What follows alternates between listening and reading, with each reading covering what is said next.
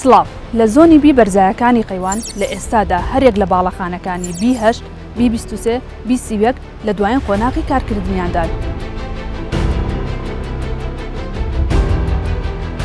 لە باڵەخانەی B23 دەستمان کردو بە ڕادستکردنی یەکەکان بۆ خاوەنەکانیان و هەروەها هەرێک لە باڵەخانەکانی B8 و B31 لە داهاتوویەکی نزیکدا دەست دەکەین بە ڕادستکردنی یەکەکان بۆ خاوەنەکانیان.